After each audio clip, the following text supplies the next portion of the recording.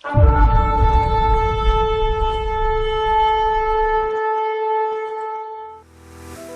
देखो, अगर किसी के बच्चे पाप कर रहे हो, ठीक है, किसी के बच्चे, तो उसके लिए अगर बाप प्रार्थना करता गलत है।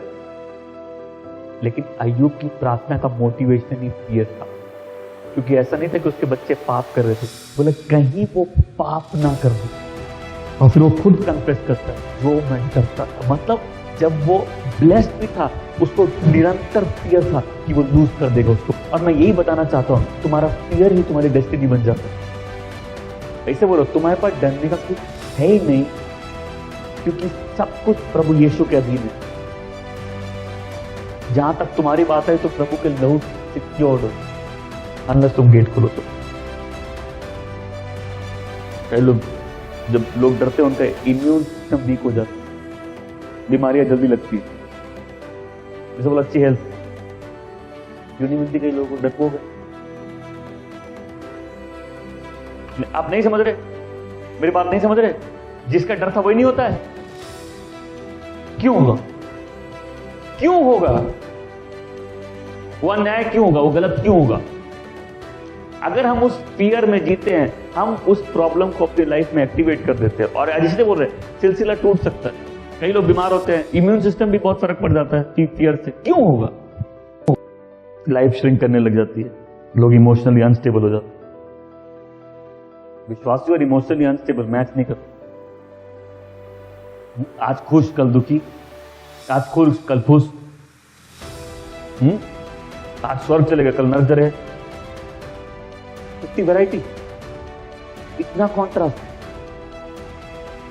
बड़े बड़े डिप्रेस, जीवन किसी काम के नहीं, हम किसी लायक नहीं। इमोशनल इंस्टेबिलिटी मैच नहीं करता, हाथ कांपते। कितने लोग हाथ कांपते हैं? नर्वस रहते, nervous, insecured, helpless, confused, hopeless, sad, दुखी। फिर डर कैसे? फेलियर का डर, हम फेल हो जाएंगे। क्यों फेल होगे? क्यों फेल हो? क्यों तुम आगे नहीं बढ़ो? क्यों तुम ब्लेस्ड नहीं हो? तुम्हारा फियर ही सबसे पहला रीजन बन जाएगा तुम नहीं होगे। कल का डर, फ्यूचर का डर। और जब लोग कल से डरते, आज कहां जीते? आत्मी का डर। किसका डर? ये वही डर था जो सॉल को था। आदमी क्या करेगा, लोग क्या बोले, और वो कभी वो नहीं किया कि परमेश्वर क्या बोलेंगे। परमेश्वर के फियर में दुष्टता का डर, डीमंस का डर, अंधकार का डर, पनिशमेंट का डर।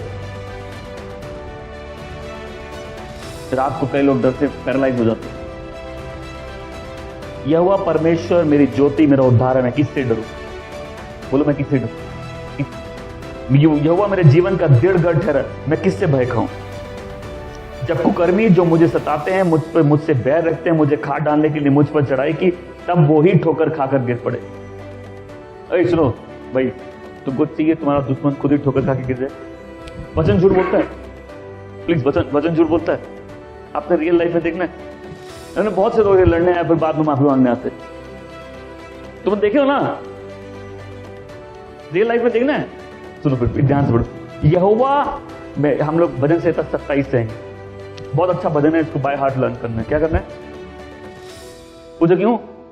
जब माइंड में फियर आए तो उस फियर को वर्ड बताना है। और यही बहुत से विश्वासी फेल हो जाते हैं, उनको वचन नहीं मालूम। उनको वचन, यहोवा परमेश्वर मेरी ज्योति, मेरा उद्धार है, मैं किससे डरूं? यहोवा मेरे जीवन का दृढ़ गढ़ है, मैं किससे भय खाऊं? जब कुकर्मियों ने जो मुझे सताते हैं और मुझी से बैर रखते हैं। कुकर्मी लोग क्या करते हैं? तुमको तंग करते हैं, और क्या करते हैं तुमसे? मुझे खा डालने के लिए मुझ पर चढ़ाई करते हैं। क्या करते हैं? कितने लोगों से आप पे चढ़ाई होती है? ओके, सुनो। तब वही ठोकर खा के गिर पड़े। तुम अपनी लाइफ की टेस्टिमनी बनाना है कि लोग तुमसे लड़ने आए, बट तुम फियरफुल नहीं हो। तुम फियरफुल, चाहे सेना मेरे विरुद्ध छावनी डाले तो भी मैं नहीं डरूंगा। चाहे तेरे विरुद्ध लड़ाई ठन जाए, उस दशा में भी हियाव बांधे निश्चित रहूंगा। एक बार मैंने प्रभु से मांगा, यही मेरी अभिलाषा रही कि मैं जीवन भर प्रभु के मंदिर में निवास करूं, उसकी मनोहरता के दर्शन करूं। आमेन। तो ऐसा व्यक्ति कहां पाया जाता है? घर, इन हिज प्रेजेंस, अपनी कवरिंग।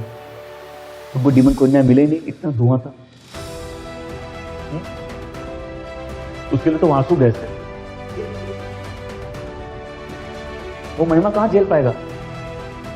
तो तुमको डीमन खोज रहे, लेकिन तुम इतना महिमा से ढके, तुमको मिल ही नहीं रहे, क्योंकि वह तो तुझे विपत्ति के दिन अपने मंडप पे छुपा लेगा।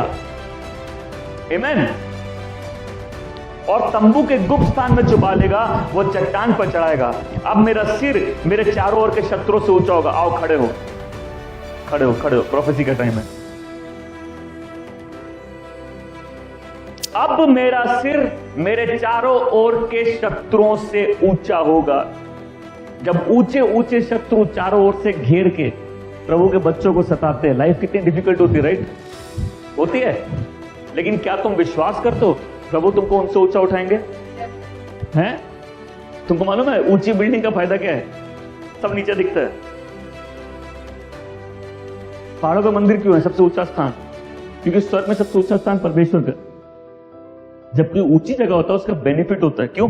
बाकी सब नीचे है। वह मेरे चारों ओर मुझे शत्रुओं से ऊंचा उठाएगा। क्या तुम बिलीव करते हो? और यहोवा के तंबू में जय जयकार के साथ बलिदान चढ़ाऊंगा और उसके भजन गाऊंगा। आमीन।